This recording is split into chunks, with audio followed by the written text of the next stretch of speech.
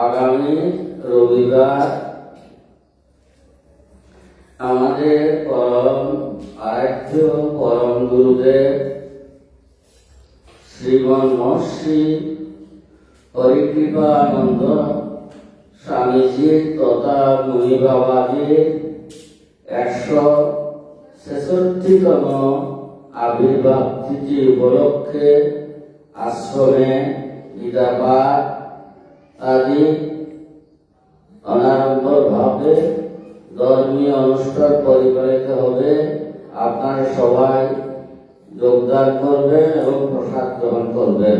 আগামী রোববার অগ্রায়ণের কৃষ্ণা তৃতীয়া তিথিতে এই শুভ তিথিতে তিনি আবির্ভূত হয়েছিলেন। আপনারা সবাই যোগদান করে পুণ্য সঞ্চয় করুন।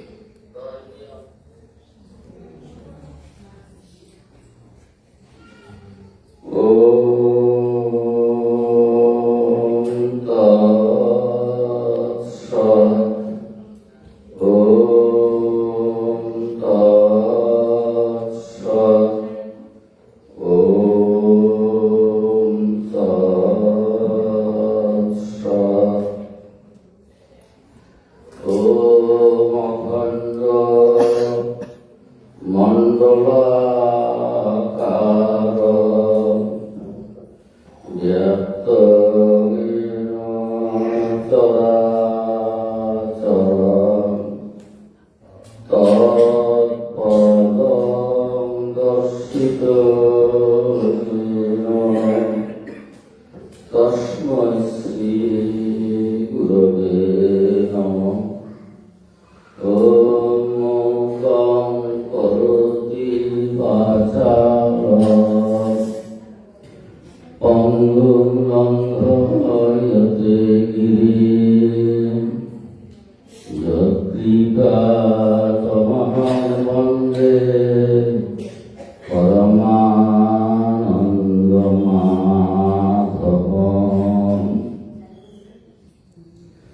শ্রীমদ্ ভগবদ গীতা চতুর্থ অধ্যায় জ্ঞানযোগ। স্বভাবতই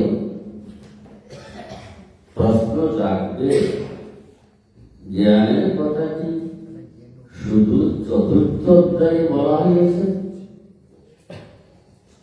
দ্বিতীয় অধ্যায় থেকে শুরু করে অষ্টাদশ অধ্যায় পর্যন্ত সর্বত্রই জ্ঞানের কথা বলা হয়েছে।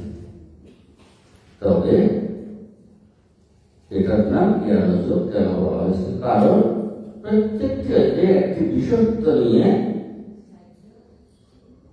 কথা বলা হয়েছে, সেই বিষয়ত্ব তুলে ধরার জন্য ওইটি ওখানে বলা হয়েছে। যদিও সবাই জ্ঞানের কথা, কিন্তু একটি বিশেষত্ব তুলে ধরতে হয় বলে এইভাবে একটু আলাদা আলাদা করে বলা হচ্ছে। জ্ঞানযোগ এই চতুর্থ অধ্যায়ে চতুর্মুখী জ্ঞানের কথা বলা আছে।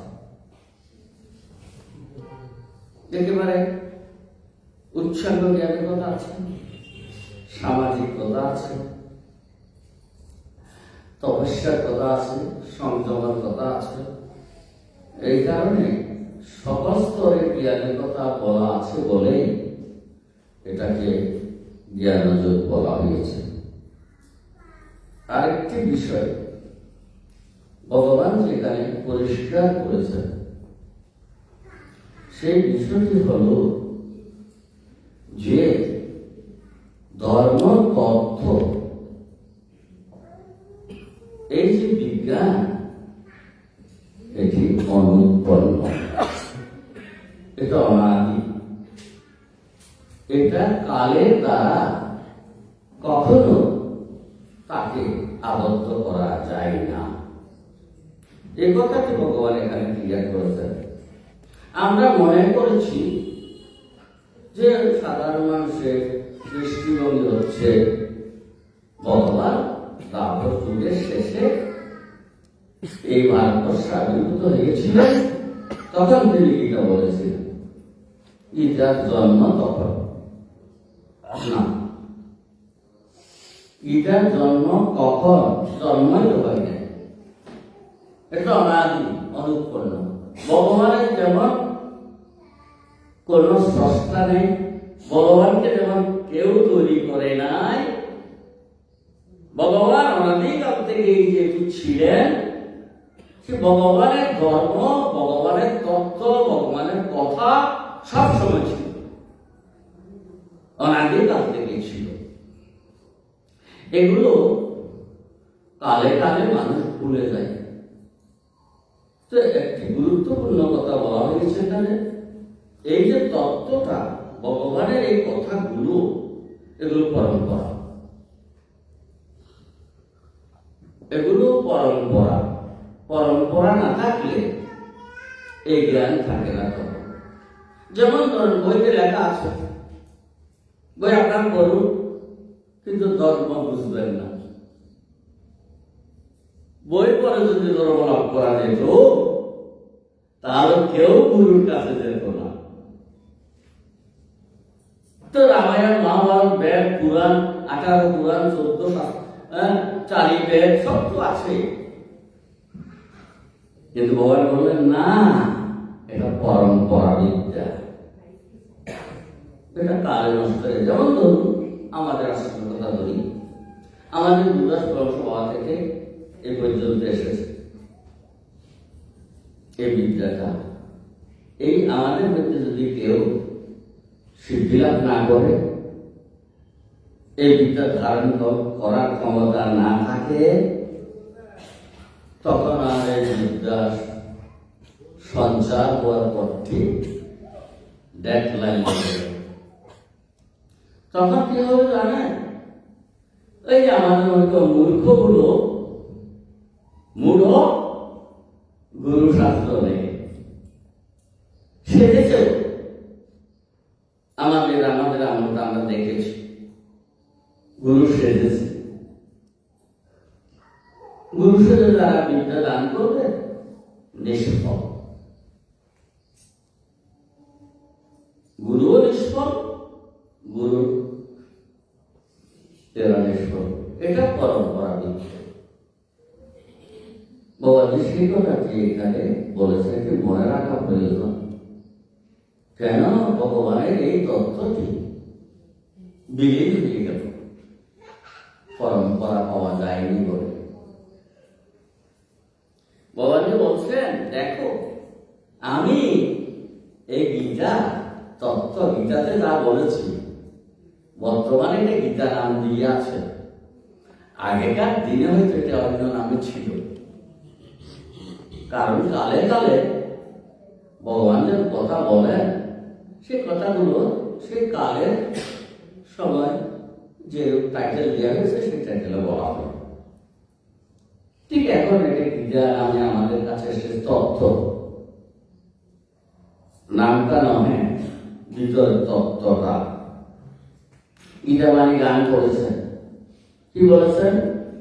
ইমং বিভস্যতে যোগম প্রত্যবান অহমব্যয়ম বিভস্বান মনদে প্রাহ মনোরিষ্বা অবব্রতে। আমি এই তত্ত্ব প্রথম বিভস্যতকে বলেছিলাম। বাংলায় বলা হয়েছে বিভস্যতে, বাংলা করা হয়েছে সূর্য। ওই আকাশের সূর্যটাকে বলেছিলেন নাকি?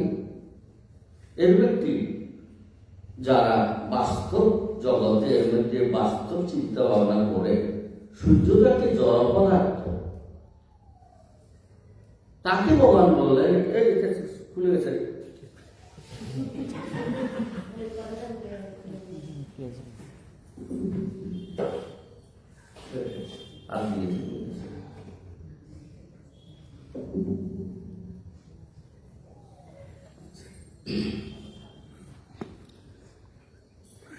তো সূর্যকে একটি জড় পদার্থ, তাকে কেমনে বলবো? আবার তার সূর্যের পুত্র হয়ে গেছে নাকি রে? এই সমস্ত যুক্তিবাণী জড়বাণী মানুষগুলো বলবে, তখন তোমরা সেখানে কোনো উত্তর দিতে পারবা না, ঠকে যাবে। এমন কথা কেন এর বলা হল, এটা পরিষ্কার হওয়া দরকার। বিবস্বত এটার বাংলা সূর্য হয়। আমি ধারণা করলাম যে না, এই জড়বস্তু নিয়ে কথা বলা ঠিক না। বিবস্বত হচ্ছে এই বর্তমান যে আমরা কল্পনা চলছে, এটা শ্বেত বরাহ কল্প। সেই শ্বেত বরাহ কল্পে আদিতে তিনি আবির্ভূত হয়েছিলেন, তার নাম হচ্ছে বিবস্বত। কিসের আদিতে? এই মানব নামক জীবগুলোর আদিতে যিনি আবির্ভূত হয়েছিলেন তিনি হচ্ছেন বিবস্বত। প্রতিটি কল্পে 14 জন মনু থাকে। তো ওই বিবস্বত যখন ছিলেন, ভগবানজি বিবস্বতকে বলেছেন, অর্থাৎ দুনিয়াতে যদি তত্ত্বটা জানাতে হয়, তাহলে প্রথম যে অধিকারী যেই তত্ত্ব ধারণ করা, সঞ্চার করা ক্ষমতা রাখে, তাকে বলে বিবস্বতকে বলেছেন। বিবস্বত মনুকে বলেছেন, এটা প্রথম মনু। তাকে বলেছেন মনু তার পুত্র ইক্ষ্বাকুকে বলেছেন। ইক্ষ্বাকু থেকে রাজঋষিরা প্রাপ্ত হয়েছেন। ঋষিরা পাওয়ার পর আর ঋষি উঠল না। ঋষিদের শিষ্য আর ঋষি হল না, কায় ধারণ ক্ষমতা নেই। কালবশে সেই যুগ নষ্ট হয়ে গেছে। নষ্ট হয়ে মানে কোথায় গেছে? আমি তো আগেই বলেছি, এটা অনুৎপন্ন। যাবে কোথায়?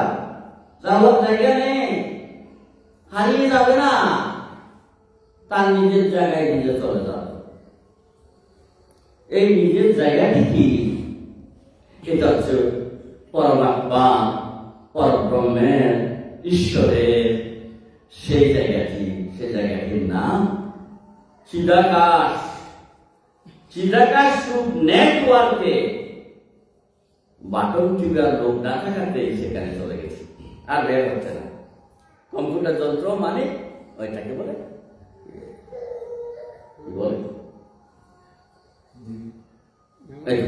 চলে গেল। ওইটা যেটা ডিসপ্লে হয় এটা কি বলে? মনিটর। হ্যাঁ, মনিটর। তো মনিটর আপনি ডিসপ্লে করার জন্য মনিটর নেই, খালি নেটেই চলে গেছে সব। চিদাকাশ নেটে জমা হয়ে গেছে। আবার ভগবানজি দ্বাপর যুগের শেষ ভাগে কলি উষা লগ্নে তিনি সেই নেটওয়ার্ক থেকে, সেই চিদাকাশ থেকে সেগুলো আবার টেনে এনে বলেছেন। অর্জুনের মাধ্যমে আমাদেরকে বলেছেন। সবাই ধারণ করতে পারেনি, ধারণ করেছেন ব্যাসদেব। সঞ্চার করার ক্ষমতা সবাই ছিল না। সেখানে সঞ্জয়ও তো শুনেছিল তীব্র দৃষ্টির প্রভাবে, কিন্তু সঞ্জয়ে শুনেছে, ধারণ করা, সঞ্চার করা সেটা ছিল না, ছিল ব্যাসদেবের। তাই তিনি পরম্পরা ক্রমে, শিষ্য প্রশিষ্য ক্রমে এই তত্ত্ব আমাদের কাছে পৌঁছিয়েছেন। আমরা সবাই অযোগ্য, আদার নই, এই জন্য আমরা ধারণ করতে পারছি না এই তত্ত্ব। এটা ধারণ করাটা যেমন তেমন কথা নয়। অনেক তপস্যার পর, অনেক জন্মের তপস্যার ফলে মানুষ এই তত্ত্ব ধারণ করার ক্ষমতা অর্জন করে। এই জিনিসটা, এই তত্ত্বটি, এই সত্যটি শ্রী ভগবানজি এখানে ব্যক্ত করেছেন। তো ভগবানজি এখানে আরেকটি তত্ত্ব ব্যক্ত করেছেন, সেটি হচ্ছে অবতার তত্ত্ব। অবতার তত্ত্ব তিনি ব্যক্ত করেছেন। তো অবতার কিভাবে? তো ভগবান বলছেন, আমি কেন অবতার গ্রহণ করি? আমি তো অজ, আমার তো জন্ম নাই। জন্ম কর্ম জমে দিব্যম এবং যে ব্যক্তি তত্ত্ব তত্ত্ব, তাই আমার জন্ম এবং কর্ম দিব্যম। দিব্য শব্দের অর্থ অপ্রাকৃত। অপ্রাকৃত, আমার জন্ম এবং কর্ম দিব্য। এই কথা কিন্তু অনেক রহস্য লুকিয়ে আছে। আমাদের সাধারণ জ্ঞানে এগুলো বোঝার ক্ষমতা তেমন নেই। জন্ম কেন দিব্য হয়? আমরা ওই ইতিহাস, পুরাণ, ভাগবত এগুলো পড়ে জেনেছি ভগবান বসুদেব দৈবকীর গর্ভে আবির্ভূত হয়েছিল। এগুলো বলা আমরা তো বুঝবো না, তাই এগুলো বলতে হয়, এইভাবে বলতে হয়। কিন্তু মনে রাখবেন, বাক্যে যে আক্ষরিক অর্থ তা সত্য নয়। বাক্যে আক্ষরিক অর্থ আপেক্ষিক সত্য মাত্র। এগুলো আপেক্ষিক সত্য, এই সত্যটা আলাদা। তিনি যখন আবির্ভূত হবেন, তিনি প্রথমে তার ওই দৈবকী মাতাজি তিনি কারাগারে ছিলেন বসুদেব জি সহ। সে সময় তিনি তো ভগবানকে ডাকছেন। কেন ডাকছেন তিনি? কারণ তার একটি প্রেরণা ছিল জন্মান্তরে। সেই প্রেরণাটা হল ভগবান আমার পুত্র। এটি একটা জন্মান্তরের প্রেরণা ছিল। এ কারণে তিনি পুত্র রূপে চেয়েছেন। কিন্তু ভগবান তিনি তো করুণাময়, তিনি তো জীবের উদ্ধার করতে চান। তাই তিনি প্রথমে কি করলেন? মাকে দর্শন দিলেন। শঙ্খ চক্র গদাপদ্ম এই বিষ্ণুমূর্তিকে দেখা দিলেন। তিনি দেখেছেন, আমি তোমার মা, আমি আসছি তোমার। তারপর তিনি শিশু হয়ে গেলেন। এই শিশু হলেন একটু যোগমায়া সব। দেবকীর পেটের মধ্যে যদি কোন সন্তান থাকতো, বাস্তবিক জ্ঞানে, আমাদের বর্তমান ডাক্তারি বিজ্ঞানে পাথর চাপা দিয়ে যাকে রাখে বুকের উপর, তার সন্তান কি পেটের মধ্যে বেঁচে থাকতে পারে? পারে। আরো কত কষ্ট। কাজে ভগবানের জন্মটা কেমন কেউ জানে না। একটা দৈবিক থেকে হয়েছে বলা হয়। তিনি পুত্র দান করছেন। আমরা এটুকু মোটামুটি ভাবে এই পুত্র ধারণা করে নিতে পারি। জন্ম কর্মচরে দিব্যম। আরেকটা হল জানেন, হ্যাঁ, ভগবান কিভাবে জন্মগ্রহণ করেন? হ্যাঁ, যে ভগবান কোথায় জন্ম নেবেন? তিনি জায়গা আছে কিনা যেখানে তিনি নেই? তিনি নেই এমন কোন জায়গা আছে কি? সর্বত্র সমভাবে বিরাজমান যিনি কোথা থেকে কোথায় আসবেন? হ্যাঁ, তো আমাদের কাহিনীগুলো ভগবান আবির্ভূত হয়েছেন। কোথেকে আবির্ভূত হয়েছেন? তিনি বৈকুণ্ঠে ছিলেন। আমাদের এই মধ্যপৃথিবী থেকে গণনা বাইরে আলোকবর্ষে কত আলোকবর্ষ দূরে ছিলেন বলা যায় না বাবা।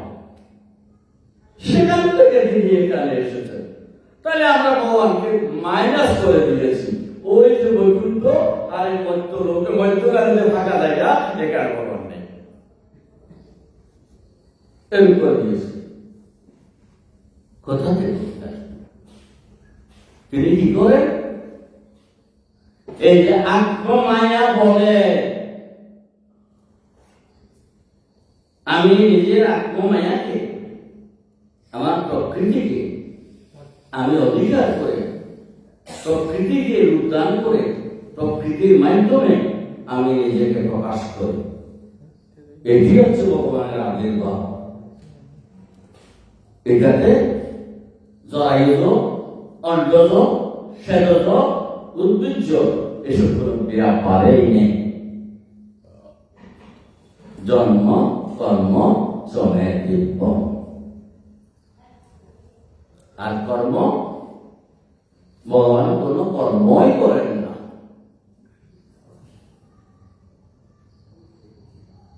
এই কর্মগুলো হয় কিসের দ্বারা জানে? হ্যাঁ, প্রকৃতির দ্বারা। প্রকৃতি গুণ, প্রকৃতি ত্রিগুণ, সত্য, রজ, তম, এই তিন গুণ। এই প্রকৃতি কি হয়ে গেছে? আমাদের ইন্দ্রিয় হয়েছে, আমাদের দেহ হয়েছে, আমাদের অন্তঃকরণ হয়েছে। হ্যাঁ, এই প্রকৃতিকে গঠন করে সেই প্রকৃতির দ্বারা কার্যগুলো সম্পাদিত হয় গুণ কর্মের অনুসারে। সেখানে ভগবানের হাত নেই। তিনি কি করেন? এই যুগে এসেছি আমি, দ্বাপর যুগের শেষ প্রান্তে, কলিযুগের উষারঙ্গে আমি এসেছি। কি হবে? এইখানে যে মানুষগুলো জন্মগ্রহণ করবে, সেই মানুষগুলো পূর্বজন্মে কি করেছিল, তারা এখন এই জন্মে কি কি করবে, সেগুলো নির্ধারিত। আমি সেগুলো যোগান দেব। প্রেরণাটা প্রত্যেকের অন্তঃকরণে আমি প্রেরণা যোগান দিয়ে থাকি। সেই প্রেরণাটা আমি বাটন দিতে দিয়েছি, চলবে।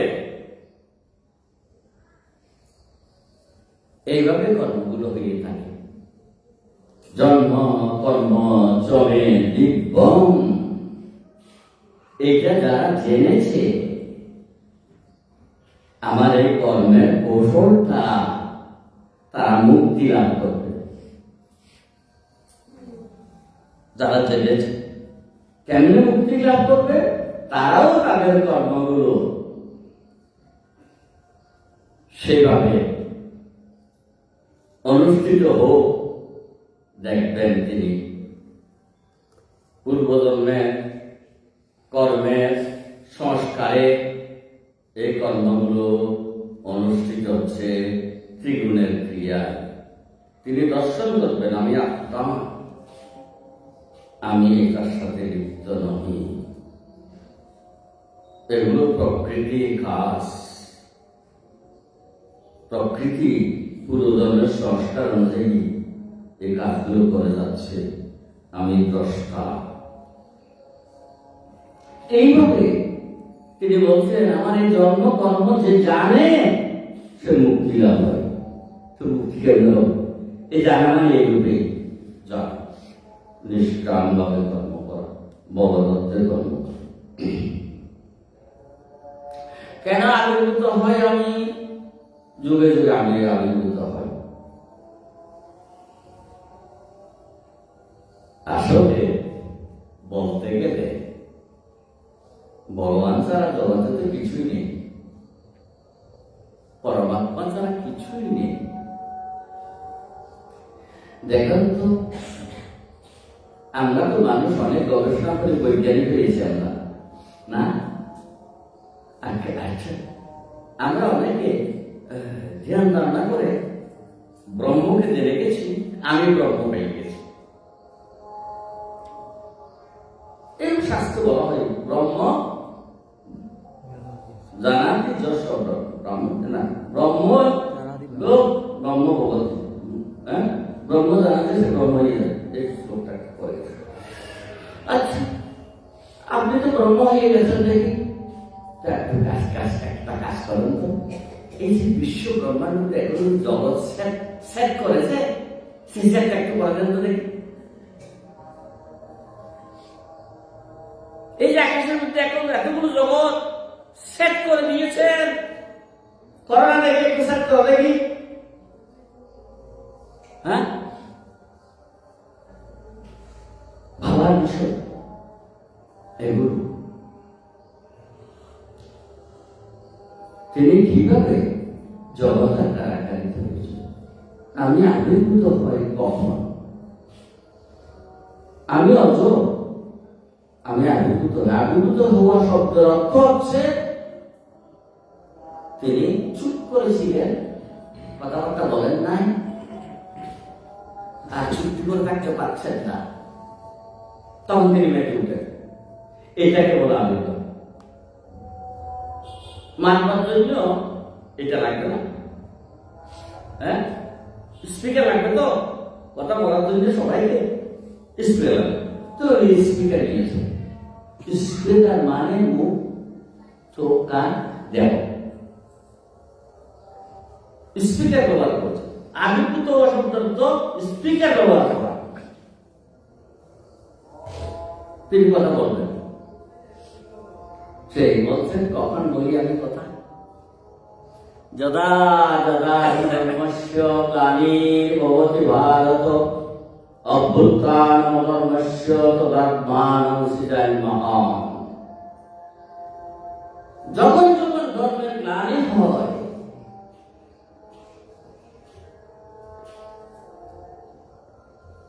তখন আমি তদাত্মানং সৃজাম্যহম, তখন আমি নিজেকে সৃষ্টি করি।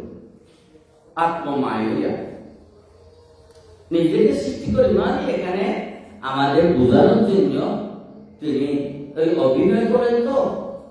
তো একেবারে মানুষের মতো জন্ম হচ্ছে, বড় হচ্ছে, এইসব তিনি দেখান।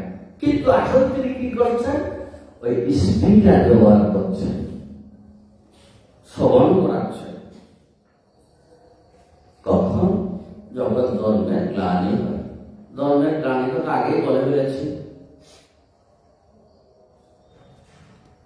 ধর্ম ধারণ করা, সঞ্চার করা যোগ্য অধিকারী ব্যক্তি যদি না থাকে, তখন ধর্মতত্ত্বে বিকৃত ব্যাখ্যা হয়। যার যেমন খুশি তেমন ব্যাখ্যা হয়।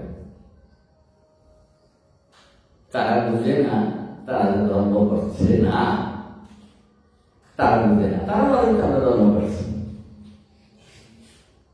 হ্যাঁ, এই জন্যই ধর্মের গ্লানি যখন হয়, যখন পার্থ থাকে না, ধর্মের যখন ব্যবহার চলে, অপব্যাখ্যা চলে, বিপরীত ব্যাখ্যা চলে, তখন তিনি আবার নূতন করে মানুষের চেতনাকে জাগিয়ে দেন।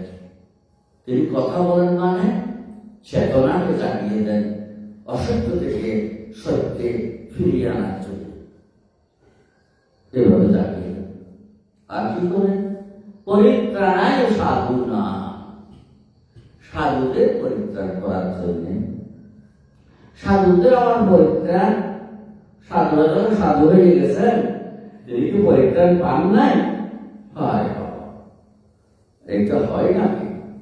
পরিত্রাণ সাধু, সাধু মানে সজ্জীবন যাপন, এতে পরিত্রাণ হয় নাকি? হয় না। পরিত্রাণ শব্দের অর্থ যিনি সাধু হয়েছেন তার আত্মপরিচয়টা কি সেটা জানিয়ে দেন। এটা যখন জানিয়ে দেন, যখন ওই সাধু আত্মপরিচয়টা পায় তখন সে পরিত্রাণ পেয়ে থাকে। এই জন্য পরিত্রাণায় সাধুনাম বিনাশায় তো দুষ্কৃতাম, দুষ্কৃতিকারীকে বিনাশ করার জন্য। দুষ্কৃতিকারীকে তিনি বিনাশ করেন কিভাবে?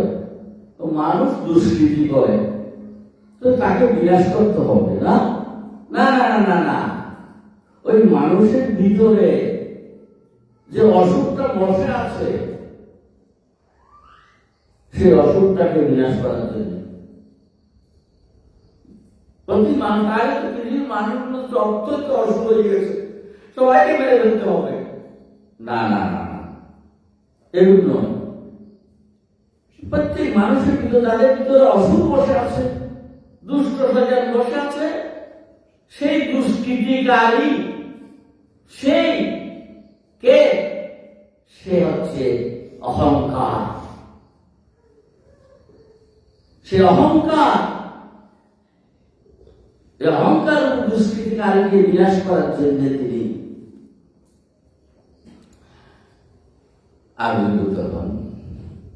আমরা তো অহংকারে প্রমত্ত, বাঁচতে পারবো না। তো ভগবান যে বলছেন, আচ্ছা এটা বললাম কেন আবির্ভূত হলাম, বললাম অনেক রহস্য থেকে বলতে গেলে অনেক প্রশ্ন লাগে, কাজে আমি বলছি আর এক পয়েন্টে চলবে যে যথা মান প্রবৈদ্যন্তে ততৈব প্রজন্ম মম বর্তমানুবর্তন্তে মনুষ্য পার্থ সর্বস্ব। ভগবান বলছেন যে যেভাবে আমাকে উপাসনা করে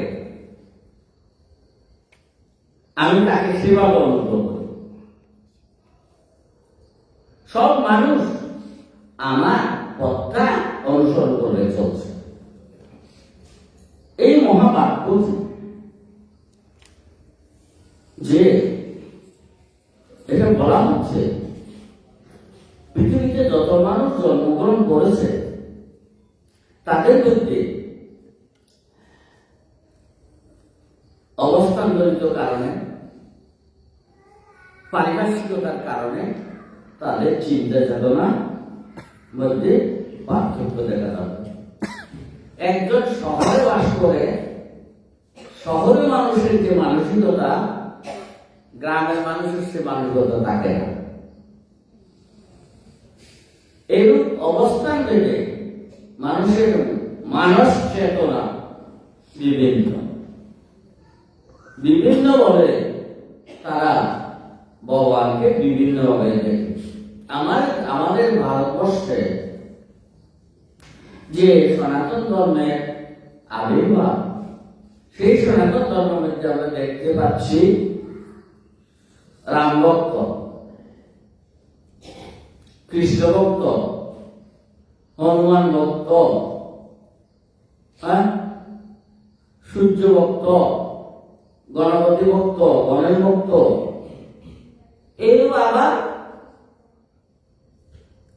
সীতারামা। এটা কি বলে? ওই যে শুক্রবারে টক খেতে পারে না যে সন্তোষীমা, চট্টগ্রামের মধ্যে মগধেশ্বরী। আমরা আমাদের হরিদ্বারে দেখি কলা গাছ, কলা গাছকে এরা পূজা করে, মোমবাতি জ্বালিয়ে দেয়, তেলে বাতি দেয়, ফুল টুল দেয় কলা গাছের মধ্যে। আমাদের মন্দিরের মধ্যে ঢুকার পথে দুটা কলা গাছ রেখেছে, তারা এসে পূজা দেওয়ার জন্য।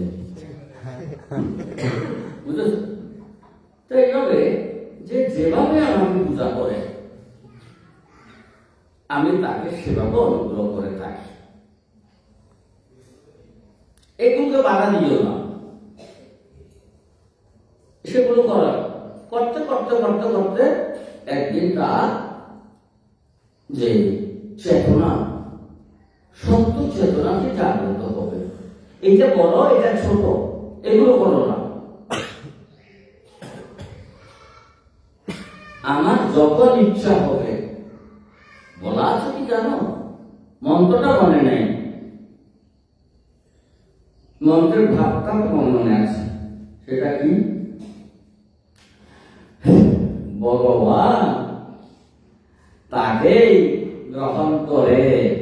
কাকে? ভগবানের কাছে কেউ যেতে পারে না, ভগবান তাকে বরণ করে। ভগবান তাকে বরণ করে, সে মাত্র ভগবানের কাছে যেতে পারে, অন্যরা নয়। আমি সাধন ভজন করছি, ভাবছি আমি ভগবানের কাছে পৌঁছে যাব, ভগবান যদি আমাকে বরণ না করেন, আমার এই সাধন ভজন ভগবানের কাছে নেবে না। এর অর্থ হল কি? সারেন্ডার করো।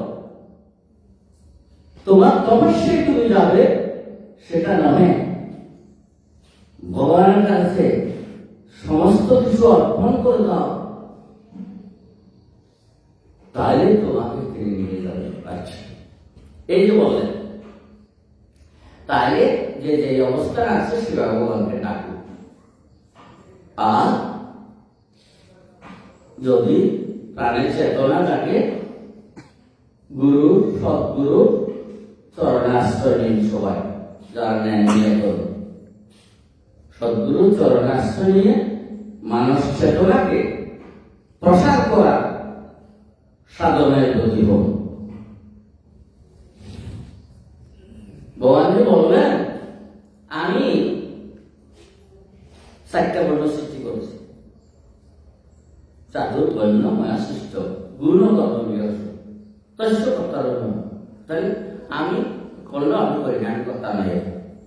আমি চাতুর বর্ণ সৃষ্টি করেছি। সৃষ্টির আদি দিয়ে বর্ণগুলো ছিল না, তখন ছিল এক বর্ণ, ব্রাহ্মণ।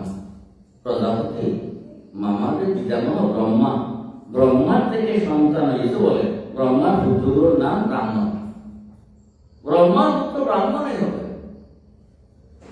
তখন ব্রাহ্মণ ছিলেন তারা। তারপর আস্তে আস্তে কাল যাচ্ছে, সেই ব্রাহ্মণগুলো আস্তে আস্তে এর মধ্যে কেউ মানুষ চেতনাটা হারিয়ে যাচ্ছে ক্রমাগত। তো এগুলো আমরা সহজে সমাধান করতে পারবো না। কারণ কেন? আমরা এখন যারা বর্তমানে যারা জন্মগ্রহণ করেছি, আমরা এই গল্প থেকে এসেছি, নাকি এর আগে যে গল্প হয়েছে সেগুলো থেকে এসেছি? এটা তো অনেক গল্প, একদিনের গল্প, ব্রহ্মার একদিনের গল্প। তো ব্রহ্মার তো 1 বছর মধ্যে 365 দিন বা 360 দিন তো আছে। 1 বছর মধ্যে 360টি গল্প হয়। কোন গল্প থেকে এসেছি বলা যাবে না। এই জন্য একটু খুব গভীর রহস্য। কোন গল্প থেকে এসেছি, কোন গল্পের কর্মের ফলে এটা এসেছে।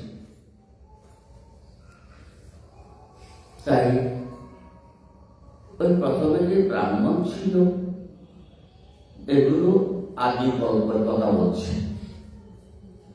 পরবর্তী গল্প থেকে এগুলো ধাপে ধাপে ধাপে ধাপে ধাপে ধাপে নেমে এসেছে। আমরা 4 বর্ণে যুক্ত হয়েছি। আমাদের বর্তমানে অনেকে বলে চতুর্বর্ণতা জন্মগত নয়। এটা জন্মগত নয়। মানুষ জন্মে সে শূদ্র হবে, ব্রাহ্মণ হবে এমনটি নয়। জন্মের পরে সে যে কাজ করে সে অনুযায়ী সে ব্রাহ্মণ হবে, ক্ষত্র হবে, বৈশ্য, শূদ্র হবে। ঠিক প্রচার তারা করে। এক সময় বক্তৃতা দিতে গিয়েছিলাম, সেখানে দেখেছি ওই বক্তা তিনি প্রধান অতিথি ছিলেন, আমি তো ওনার আগে বক্তৃতা দিয়ে ফেলেছি। আমি ওখানে চতুর্বর্ণতার জন্মগত বলেছি। এই জন্মের পরে চতুর্বর্ণ ভাগ হয়েছে আমি বলি নাই। তখন উনি যখন প্রধান অতিথি বক্তৃতায় উঠলেন, বক্তৃতায় উঠলেন, তিনি বললেন উনি তো জন্মগত ভাবে বলে গেছেন, কাজে আমি আর কিছু বলছি না। এভাবে কেটে দিলেন। তো আমার ভগবান বলছেন আমি চতুর্বর্ণ সৃষ্টি করেছি। কখন করেছি? তোমরা জন্ম হওয়ার পর আমি এসেছি কি তোমাদের ভাগ করার জন্য? হ্যাঁ, তোমাদের মানুষগুলোকে ডেকে নিলাম, তোমরা মাঠে জমা হও, তোমাদের আমি ভাগ করবো। এই ব্রাহ্মণ, এগুলো ব্রাহ্মণ, এগুলো শব্দ, এগুলো বৈষ্ণব সূত্র। হ্যাঁ, না না না, জন্মের পূর্বে মাতৃগর্ভে যখন আমরা যাব, কোন মাতার গর্ভে যাব, কোন পরিবারে যাব, সেগুলো সেট করা আছে। অটো সিস্টেম শুরু হয়েছে। এইভাবে নিজের অবস্থানটাকে অস্বীকার না করে সেই অবস্থানের থেকে অন্য অবস্থানের নিন্দা না করে যে অবস্থানে আছে সেই অবস্থানের থেকেই ভগবানকে ডাকুক। ভগবান বললেন পাবংশ জন্মদার বৈশ্যশূদ্র নারী,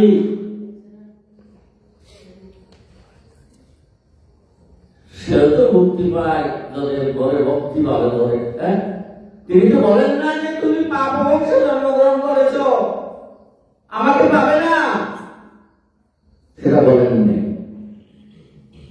তাই তুমি যে অবস্থানে জন্মগ্রহণ করেছ সেই অবস্থানটাকে মেনে নিয়ে তুমি তোমার যে বর্ণে তুমি জন্মগ্রহণ করেছ সেই বর্ণের জন্য আচরিত যে কর্ম, সেই কর্মগুলো করো সৎভাবে, নিষ্কামভাবে ভগবানকে ডাকো। ভগবান হাত ধরে নিয়ে যাবে। এইটি হল আসল কথা। আরেকটি কথা বলেছেন ভগবান, যেটা বলে শেষ করে দেবো, আর করবো না, অনেক সময় লাগবে। সেটা হচ্ছে কি, বাবারে তোমাদের বলছি, এতক্ষণ অনেক কথা বললাম, ভগবানজি বললেন দেখো আমি আরেকটি কথা বলবো, সেটা হচ্ছে কি কর্ম। কর্মসম্পন্ন তিনি বললেন কি কিম কর্ম কি অকর্মে কি কবয়োত্তর মহিতা তত্ত্বে কর্ম প্রবশ্যামি তদ্জ্ঞাত্বাম শশুয়া। কর্ম কি অকর্ম কি এই বিষয়ে পণ্ডিতেরা পর্যন্ত বুঝে না, মোহগ্রস্ত হয়। পণ্ডিত মানে জ্ঞানী, পণ্ডিত শব্দ যারা ধর্ম জ্ঞানী, তারা বুঝে না। কর্মের গতিটা খুব গহন, এত গভীর যে কর্মকে বোঝা এত সহজ না। তো তাকে কর্মকে অকর্মকে সেটা আমি তোমাকে বলবো। তোমাদের জানা উচিত কর্ম কি তার তত্ত্ব জানা উচিত, অকর্ম কি তার তত্ত্ব জানা উচিত, বিকর্ম কি তার তত্ত্ব জানা উচিত। এই তিনটা তোমাকে জানতে হবে, কর্ম কি, অকর্ম কি, বিকর্ম কি। স্বভাবতই কর্ম আমরা কত নিত্যকর্ম, নৈতিক কর্ম এবং কাম্যকর্ম, প্রায়শ্চিত্ত, আমাদের জীবনের মধ্যে এই কর্মগুলো থাকে। কি থাকে? নিত্যকর্ম। নিত্যকর্মের দুইটি অর্থ, নিত্যকর্ম মানে প্রতিদিন আমাদের যেগুলো না করলে না হয়, করতে হবে। স্নান করতে হবে, স্নান না করে থাকা যায় না।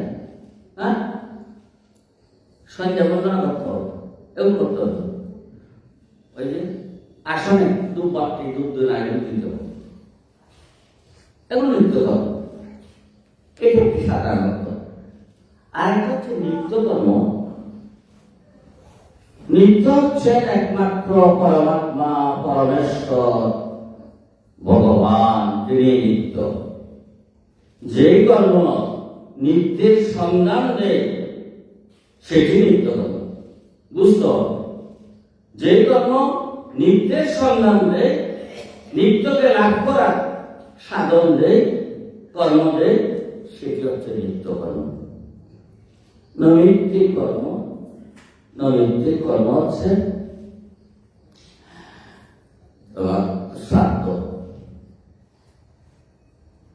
শ্রাদ্ধ করতে হয়, তারপরে অন্নপ্রাশন, অন্নপ্রাশন আদি, এগুলো নিমিত্ত করে একটা নিমিত্তকে ধরে ওই কর্ম করা হয়। কি কর্ম দেখেন না, এই যে জাতকর্ম,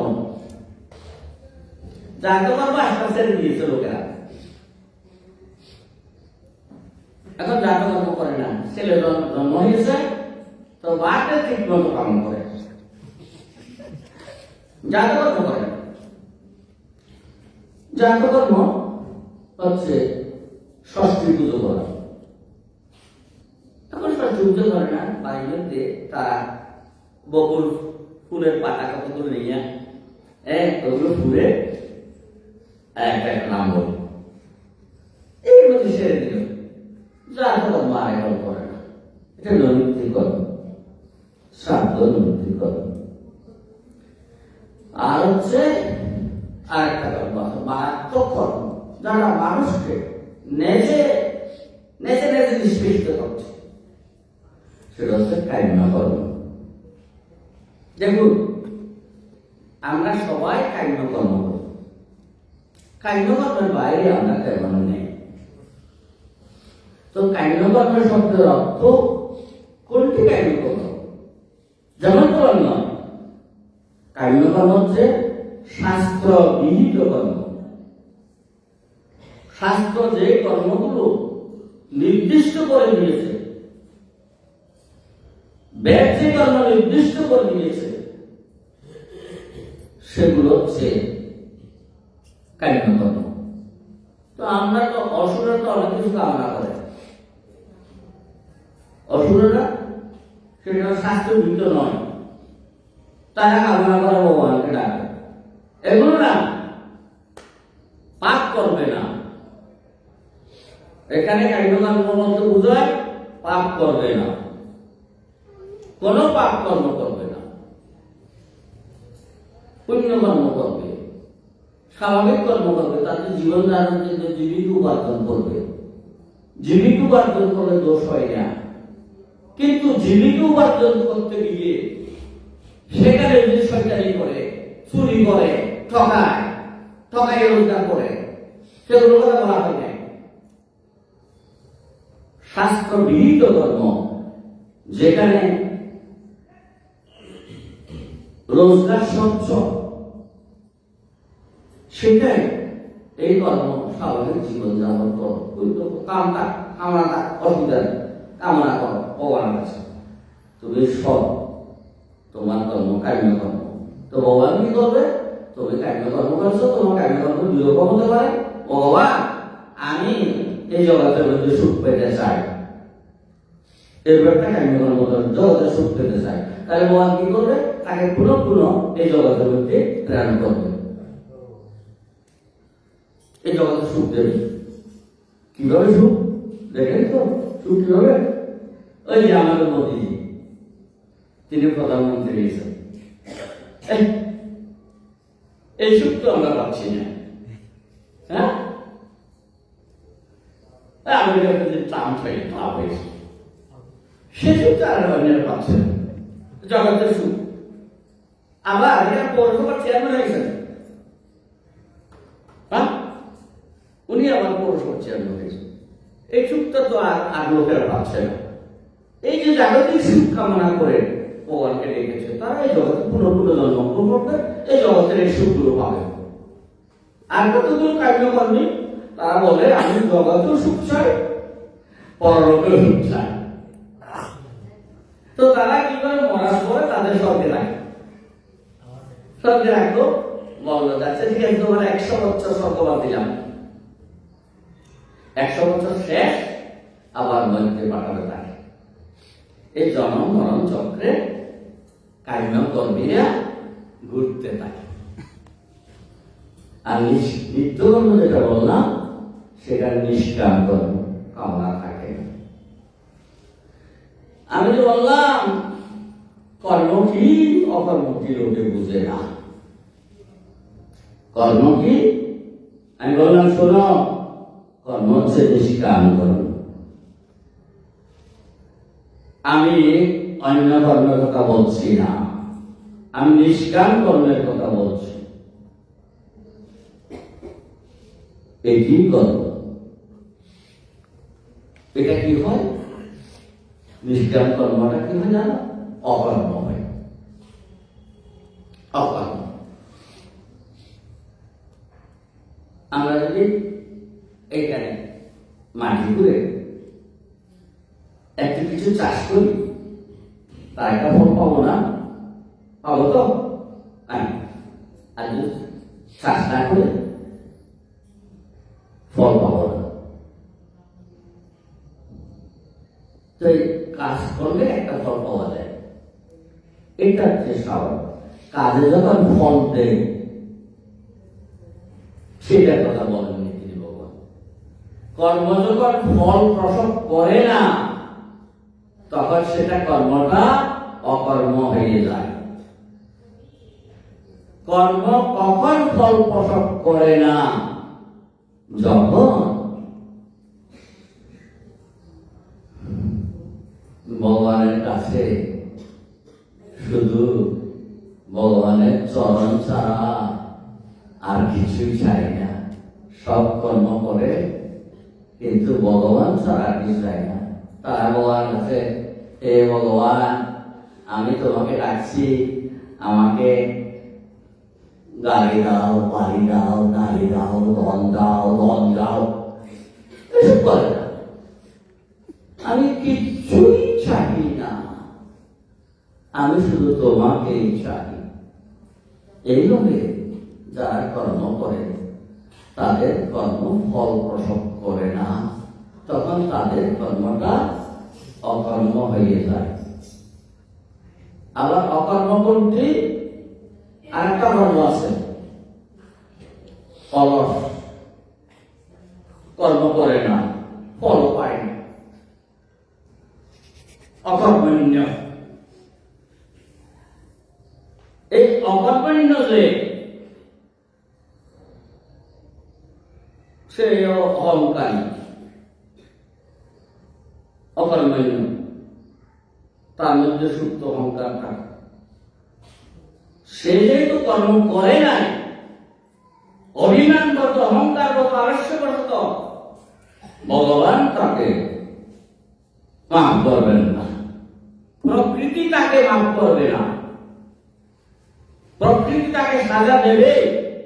এই জন্য ওই নিষ্কর্মা কি হলো? কর্ম হলো, ফলমুক্ত করতে হবে, তাকে ফলভোগ করতে হবে। নিষ্কাম কর্মীর ফলভোগ হয় না, নিষ্কর্মা ফলভোগ করতে হবে। এইটাই ভগবান বলছেন। আর বিকর্ম কি? বিকর্ম হচ্ছে শাস্ত্র বহির্ভূত কর্ম, মন গড়া কর্ম, পাপ কর্ম, এগুলো। তাহলে আজকে বলে দিলাম, অনেকক্ষণ হয়ে গেছে, এখন তো 8টা বেজেছে। তাই এখানে ভগবানের চরণে আমার কথাগুলো, পুষ্পগুলো সমর্পণ করে দিলাম। ওম পূর্ণমদ পূর্ণমিদং পূর্ণাৎ পূর্ণমুদচ্যতে পূর্ণস্য পূর্ণমাদায় পূর্ণমেবাবশিষ্যতে। ওম শান্তি ক্রমশ দোষরাশি মনোবাকায় সম্ভব দেহি মে ভগবান ভক্তি তোয়াং নমামি পরম গুরু। জয় গুরু। In meaning is the one and only.